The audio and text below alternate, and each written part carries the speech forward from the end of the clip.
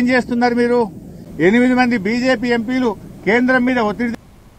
ఆంధ్రప్రదేశ్లో ఇంటెలిజెన్స్ విభాగం మరియు ఆక్టోపస్ బృందాలు సంయుక్తంగా నిర్వహించిన ప్రత్యేక ఆపరేషన్ రాష్ట్ర వ్యాప్తంగా సంచలనం సృష్టించింది. హిడ్మా దళానికి చెందిన 28 మంది మావోయిస్టులను ఒకేసారి అదుపులోకి తీసుకోవడం పెద్ద విజయంగా పోలీసులు భావిస్తున్నారు. అరెస్ట్ అయిన వారిలో 21 మంది మహిళలు ఉండటం ఈ ఆపరేషన్ను మరింత కీలకంగా మార్చింది. పక్కా సమాచారంతో పలు ప్రాంతాల్లో ఒకేసారి దాడులు జరిపిన అధికారులు మావోయిస్టులు ఇతర రాష్ట్రాల నుంచి వచ్చి పెద్ద స్థాయి దాడులకు పన్నాగం పడుతున్నట్లు గుర్తించారు. వారి వద్ద నుంచి డిజిటల్ పరికరాలు, పేలుడు పదార్థాలు, కమ్యూనికేషన్ పరికరాలు స్వాధీనం చేసినట్లు ఎస్పీ విద్యాసాగర్ తెలిపారు. ఆపరేషన్ ప్రభావంతో మావోయిస్టుల నెట్వర్క్ బలహీనపడిందని అధికారులు వెల్లడించారు. కొద్ది ప్రాంతాల్లో ప్రతిఘటన జరిగినప్పటికీ పోలీసులు పరిస్థితిని పూర్తిగా అదుపులోకి తెచ్చారు. ఈ ఆపరేషన్ తర్వాత సరిహద్దు అటవీ ప్రాంతాల్లో కూంబింగ్ మరింత ముమ్మరంగా కొనసాగుతోంది.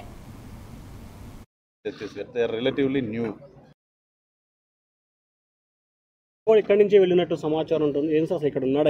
That is not confirm. మీరు చెప్తున్న దేవు హిగ్మా సంబంధించిన వ్యక్తులు కూడా ఇక్కడి నుంచి ఆపరేషన్ కొనసాగించారు కొన్ని రోజుల నుంచి.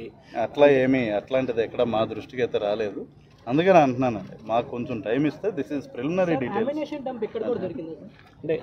ఇప్పుడు యాజ్ ఆఫ్ నో దానికి క్లారిటీ ఇస్తాను. We have got clues team here. Clues team అనేది వచ్చింది. మార్నింగే dog squad, bomb disposal team అన్నీ వచ్చినాయి. ఏది కూడా అక్కడ వాళ్ళ మనుషుల్ని పట్టుకున్నాము.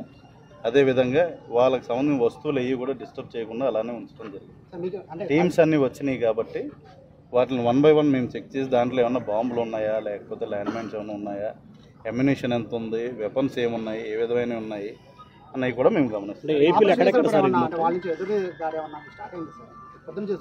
అంటే మనకుండే ఫైర్ పవర్తో పోల్చుకుంటే వాళ్ళది ఏం పెద్ద ఇదేం కాదండి. ఇక్కడ షెల్టర్ జోన్లో ఉన్నారు కాబట్టి ఐ డోంట్ థింక్ వాళ్ళు యాంటిసిపేట్ చేయలేదు.